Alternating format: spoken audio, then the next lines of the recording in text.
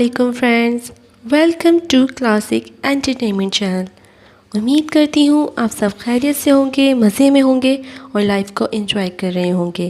Classic آپ کے لیے لاتا ہے بہت ہی خوبصورت سے افسانے، ناولز اور بہت کچھ، اور اس بار کلاسک آپ لوگوں کے لیے لایا ہے فریہ اسلام کے قلم کی تحریر عجب ہے عشق یارا کی قسط نمبر 8۔ تو چلیں دیر نہیں کرتے، بڑھتے ہیں اگلی قسط کی طرف۔ لیکن اگر آپ نے کلاسک انٹرٹینمنٹ چینل کو سبسکرائب نہیں کیا تو جلدی سے جا کر سبسکرائب کریں اور بیل آئیکن کو پریس کرنا بالکل بھی مت بھولیے گا، تاکہ آپ کو اچھے اچھے ناولز یوں ہی پڑھنے کو ملتے رہیں۔ تو مزید دیر نہ کرتے ہوئے بڑھتے ہیں ناول کی اگلی ایپیسوڈ کی طرف۔ ادھر محتاط انداز میں دیکھتے اس نے کسی کو تلاش نہ چاہا مگر بے سود۔ دل میں کہیں یہ ڈر بھی تھا کہ اگر کسی نے دیکھ لیا تو کیا ہوگا۔ ابھی اس نے موبائل نکال کر کال ملائی ہی تھی کہ کوئی اس کے سامنے آ کر بیٹھا تو وہ ایک دم سے چونک اٹھی، مگر پھر مقابل کو دیکھ اس کی جان میں جان آئی۔ چہرے پر چھایا خوف پل میں غائب ہوا تھا۔ سلمان اتنی دیر کر دی، پتہ بھی ہے میں کب سے ویٹ کر رہی ہوں۔ اس کے غصہ کرنے پر وہ ذرا سا آگے ہوا اور اس کا ہاتھ اپنی گرفت میں لیا۔ جانا ٹریفک میں پھنس گیا تھا نا، ورنہ میرے بس میں ہوتا تو اپنی جان کے پاس اڑ کر آ جاتا۔ نرمی سے اس کا ہاتھ سہلاتے، گمبھیر لہجے میں کہتے، وہ سرحا کے چہرے پر کئی رنگ بکھیر گیا۔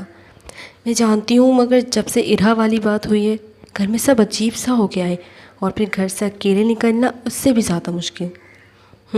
بات تو ٹھیک ہے ویسے۔ ارے ہاں یاد آیا۔ اس کی بات کا جواب دیتا وہ ایک دم رکا۔ یار روشنی اور اس کے ساتھیوں کی پیمنٹ لائی ہو نا؟ میرا دماغ کھا گئی ہے وہ۔ اس کے یاد دلانے پر سرحا نے ماتھے پر ہاتھ رکھا۔ ارے ہاں دیکھو، سب سے اہم بات تو میں بھول ہی گئی، کل تک مما ساری پیمنٹ اس نے بھیج دیں گی۔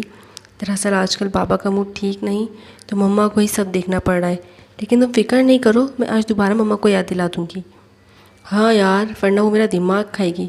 ویسے بہت بے وقوف ہو تم لوگ، اتنا سا الزام لگا کر پھنسوایا، حالانکہ اس سے بھی بڑا کچھ ہو سکتا ہے، مگر یہاں دیکھو وہ پھر سے واپس آ گئی۔ فائدہ کیا ہوا؟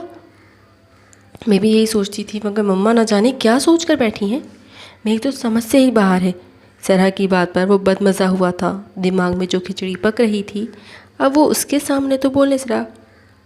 خیر دفع کرو، اسے کیوں اس کا ذکر کر رہی ہو؟ ہماری بات کرو نا، کتنے دن ہو گئے تم نے مجھے ٹائم ہی نہیں دیا۔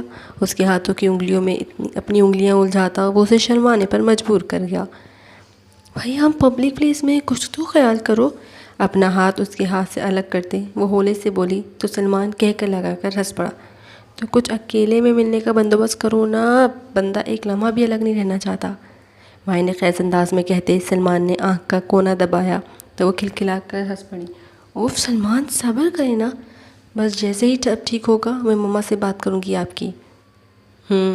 اس کی بات پر وہ بس سر ہلا کر ہی رہ گیا، کیونکہ دماغ میں تو بس ایک چہرہ بس گیا تھا۔ میں کل گاؤں جا رہا ہوں واپس فاضل۔ فاضل کی بات پر اس نے لیپ ٹاپ سے نظر ہٹا کر اس سے حیرت سے دیکھا۔ یہ اچانک کیا ضرورت پڑ گئی گاؤں جانے کی؟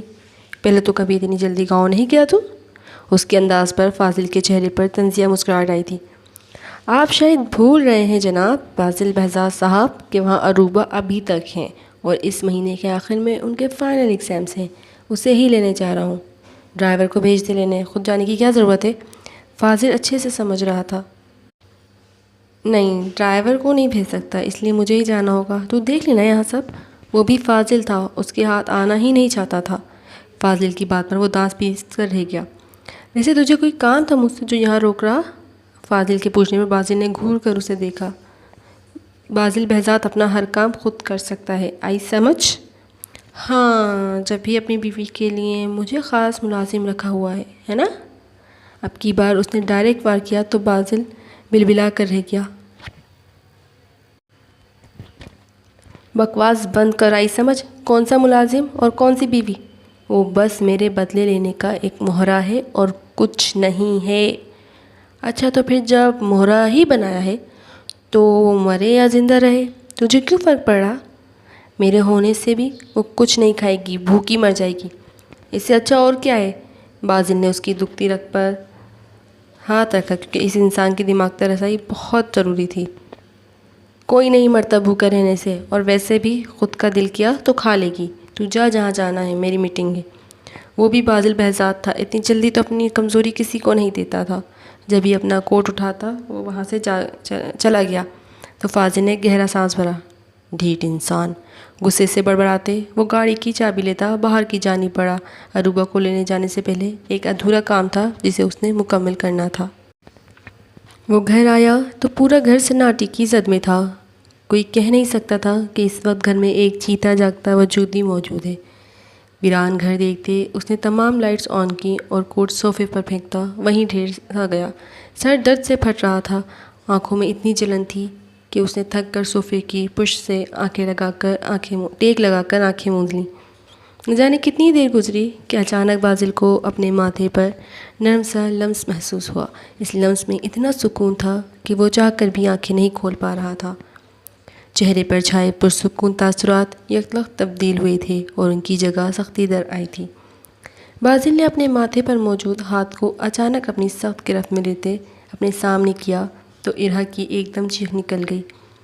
وہ اس کے لیے تیار نہیں تھی، جب ہی بوکھلا کر اس نے اپنا ہاتھ بازل کی سخت گرفت سے آزاد کروانا چاہا، مگر وہ تو جیسے ضد میں آ چکا تھا۔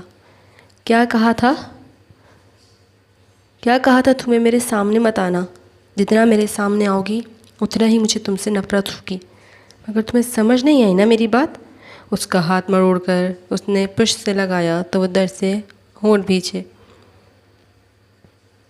کیا چاہتی ہو؟ ہاں، دھکے دے کر نکال دوں یہاں سے یا جان سے مار دوں؟ تمہیں زندگی پیاری نہیں ہے نا؟ وہ ظالم بنا اس کے کان کے پاس گرایا تو اس کے سنسناتے لہجے پر وہ لمحے کو ساکت ہوئی، مگر اسے ہمت کرنی تھی۔ نفرت کا ناٹک اچھا کرتے ہیں بازل، مگر ایک بات یاد رکھیں، آپ دنیا سے جھوٹ بول سکتے ہیں مگر مجھ سے نہیں۔ مسکرا کر کہتے اس نے ذرا سا رخ موڑ کر اس کی سرخ ہوتی آنکھوں میں دیکھا تھا۔ یہ دل بھی ارہا کا ہے اور بازل بھی ارہا کا۔ نفرت کے لبادے میں اپنی محبت کو چھپانے کا کام کر رہے ہیں، اتنے تو بزدل نہیں تھے آپ۔ زور سے ہنستے اس نے جیسے بازل کا مذاق اڑایا تھا، تبھی تیش میں آ کر اس نے ارہا کو ایک دم خود سے قریب کیا۔